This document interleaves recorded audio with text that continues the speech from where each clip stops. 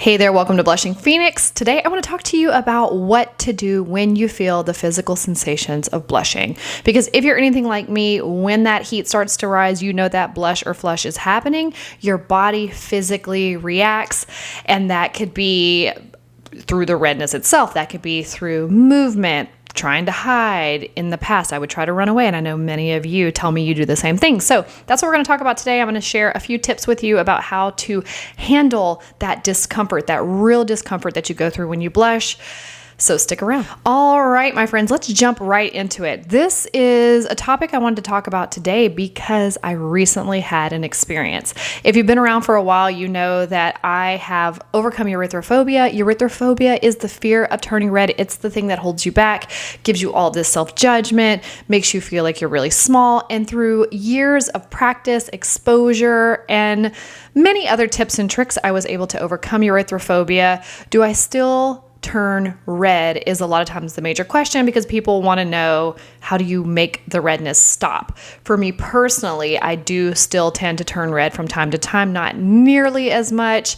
I've found that there are times through my menstrual cycle that it is more common, and because I started cycle syncing, you can do some research on that or look at my videos about cycle syncing, that I was able to see that when my hormones are fluctuating, my body is doing something different and I'm more likely to flush. But recently I had an experience where I was at dinner with someone who's still considered a new friend. We've been together a few times. I've had some really great outings with her, but at this particular evening, for some reason, as we were talking later into the conversation, I could physically feel I am starting to flush. I just got really hot temperature-wise, and I think it's from where I was sitting in the restaurant. So I started to get really hot. I could feel that I was probably turning red, and then I was grateful for it because I was able to observe in the moment. Normally, this is where I would go, oh my gosh, I have to run away. This is awful. But it's been years since I've ran away from the redness.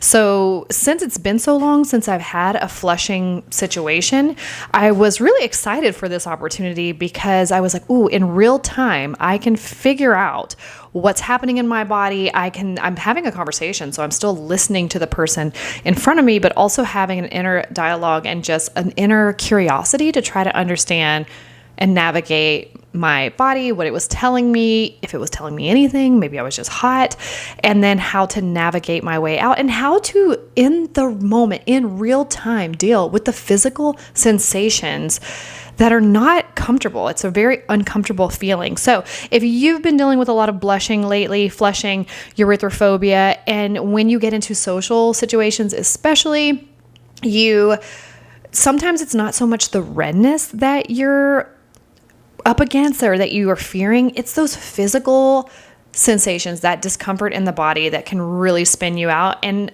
even continue to reinforce the blush because your body is having this full experience. So let me jump into about 7 tips for how to deal with the discomfort if you are blushing. And number 1 is you have to acknowledge that these sensations are happening. If you try to ignore them or tell yourself don't blush or get up and run away, that's really not going to do anything. That's like telling somebody it's no big deal, but in your mind, it is a big deal. So to really just have that softness with yourself and just acknowledge that the sensations are happening without judgment. Like for me, in that moment, I was like, oh, this is interesting. I'm flushing. I'm pretty sure I'm flushing. And then being able to become curious to, what is my body saying to me right now? Do I not like the conversation we're having? Do I need to go pee? Like if you've been around, you know, there's been times where I denied my body the need that it had because I didn't want to interrupt a conversation. And so I would sacrifice my body at the sake of not eating or drinking or needing to go on time or leave on time or needing to go use the bathroom because I've been holding my bladder for 15,000 years because I don't want to be rude. So anyway, just checking in with my body and seeing like, maybe it's, I had a couple of margaritas, pretty sure alcohol has something to do with it because alcohol can induce a flush. So we were having a pretty deep conversation. I feel like I trusted her as much as I can for how much I know her. And it's not something I wouldn't share with anybody else. So I just was doing a little bit of an inventory. When your body starts to blush, it is thinking that there is a heightened situation that it needs to react.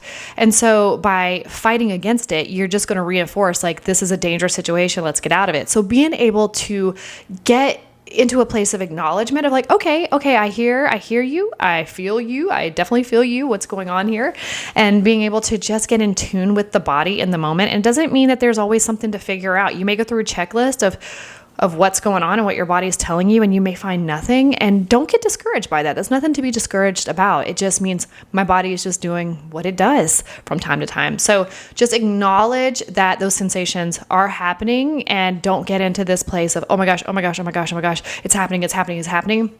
You're going to reinforce the blush. Really, without judgment, just acknowledge, okay, we're blushing. I'm curious. I wonder why. And then go into an exploration mode from there by still trying to stay focused and present with the person who's in front of you. All of this can happen pretty quickly as you practice it. Number 2 is breathe deeply. When you start to breathe from the diaphragm, you start breathing deeply, you will start to set off your parasympathetic nervous system. So remember, when we start to blush, that's where we go into fight or flight. And that means that the sympathetic nervous system is like having a response to a heightened situation that it perceives. Doesn't mean it's real. It just means it perceives it. So to the nervous system, it feels real. And this is where through action, you are going to bring the parasympathetic nervous system back into play by starting to breathe. Because if you were actually running from a bear or from some danger, you would not be breathing deep from the diaphragm. You would be breathing very shallow to get away from the danger that's in front of you. So start to deep breathe deeply. And you can do this in a way that doesn't seem weird. I know that throughout the conversation that I was having, I started to just bring myself back to my breath while she was talking, still listening to her, but bringing breath back to my belly, back to my diaphragm, letting my body become oxygenated. I don't always feel an immediate response in my body because it takes time for that to run its course when you've started blushing. But I know that by bringing the breath back through my body, it's going to start triggering the parasympathetic nervous system that we're okay and we're safe here, because we wouldn't be breathing deeply if we were in danger.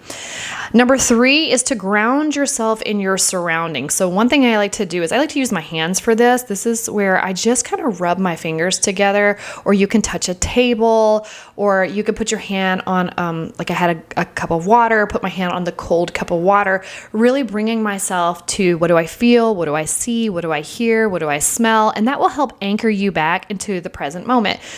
For a lot of us who have been triggered by blushing and pushed into erythrophobia, and it creates this fear cycle, we go into the future and we start to worry about what the person thinks, or we go into the past and we start remembering what this did to me in the past. So getting anchored into the present moment is really important, and you can do that very quickly without causing a scene and without running away. Number 4 is to release the physical tension. So when we get tensed up, or I know for myself, the first thing I notice when I start getting uncomfortable and I can feel that redness happening is I'm going to draw my shoulders up, and I'm going to clench my jaw, and my throat gets really tight. All of that's held up here. It's probably why I am a chest and neck flusher. When I feel a lot of tension or stress, I feel it right in this area. So with the breathing, what I also try to do is pull my shoulders back. You have heard me talk about this over and over again, is pull my shoulders back while I'm breathing, and just kind of releasing my neck and taking those breaths in and just releasing my body. Start to feel, where am I physically storing this energy right now? That might be in your hips. It might be in your lower back. It could be in your chest, in your shoulders, but check in with your body and see where you're holding tension, and then just start to release that tension while you're breathing.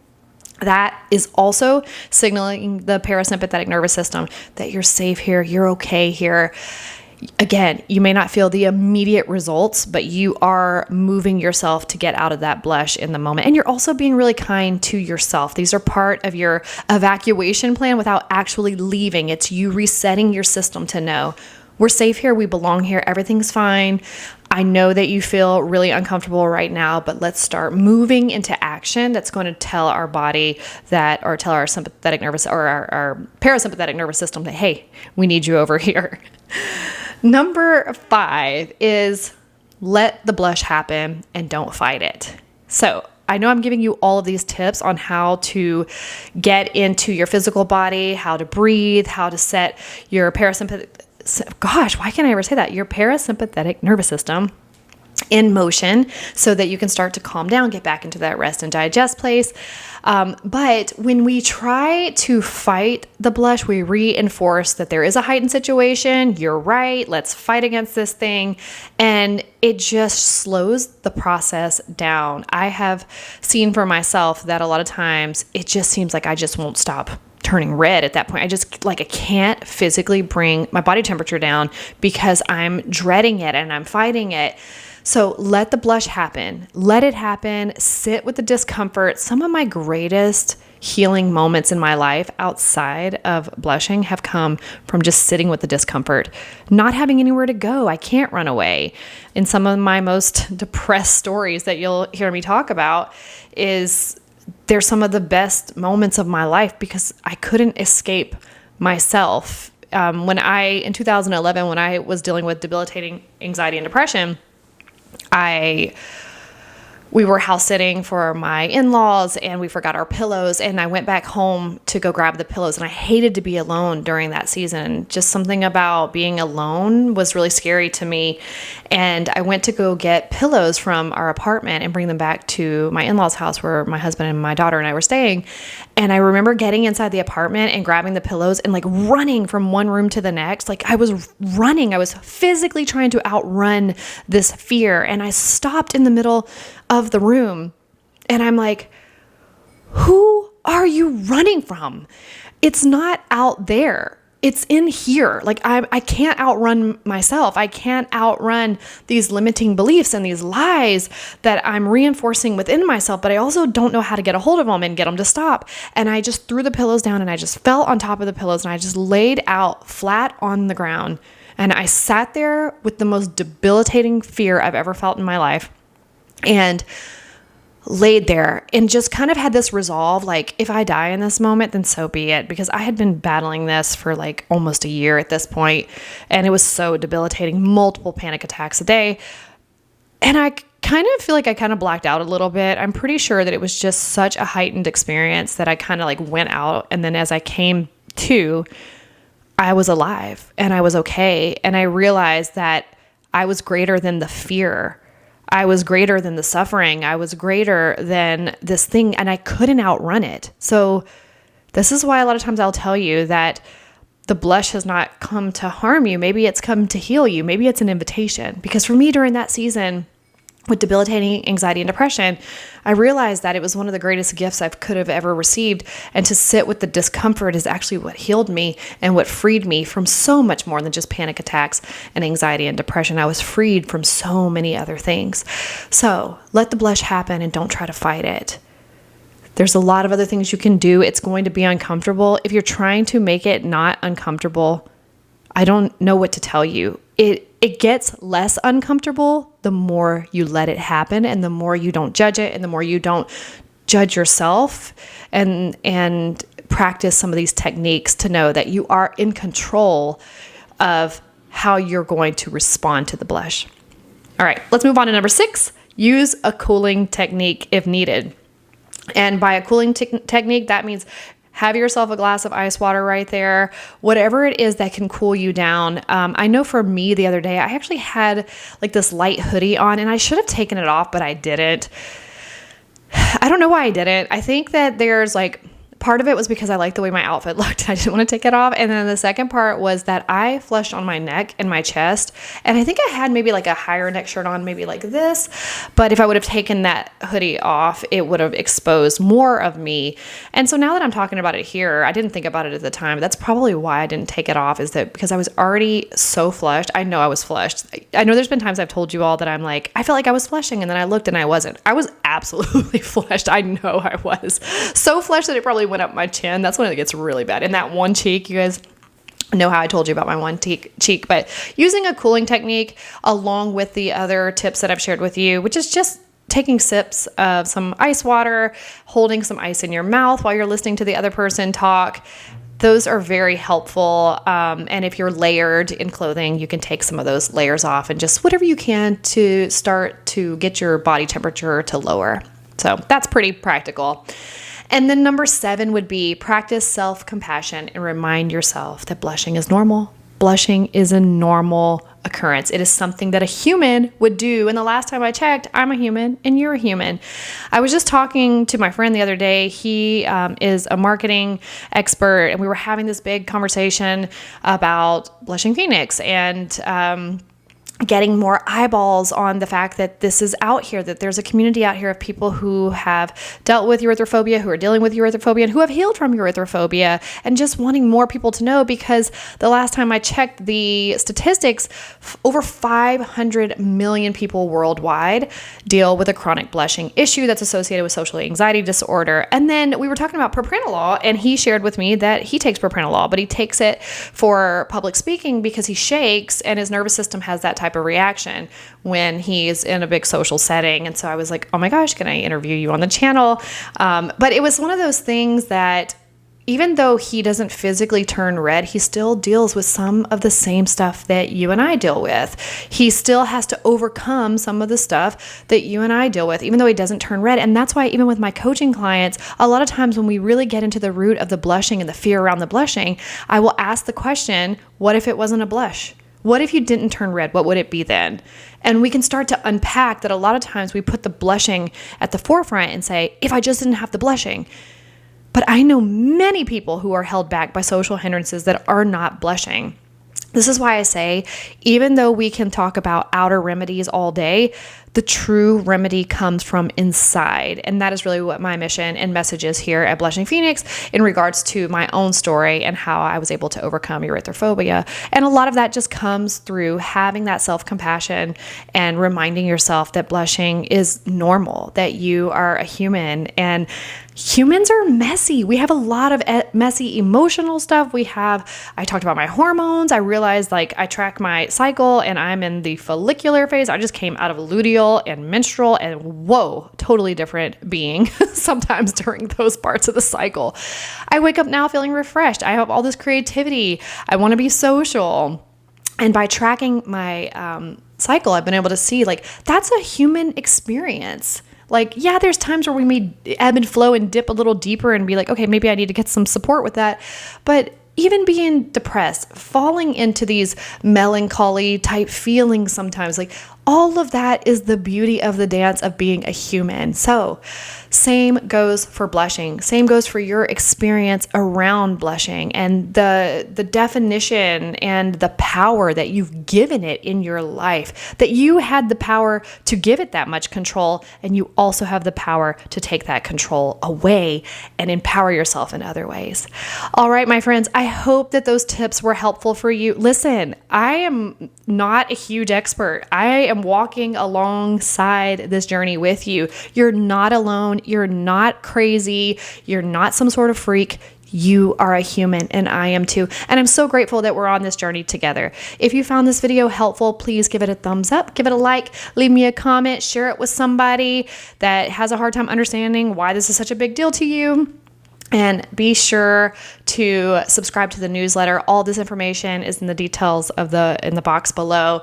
My ebooks that are available to you. It's a curated concept of, not concept, it's curated content for a lot of what I've shared in my videos over the years and what I've learned and how I was ultimately able to heal myself from erythrophobia. And I hope that that's helpful for you. And be sure to go check out blogs. We're going to have new blogs coming up here through the rest of the year that will have some really great information, tips, tools, reminders, encouragement that you're not alone. So a lot of good stuff is coming to the channel, some great interviews. So be sure to stick around, and I'll see you in my next video.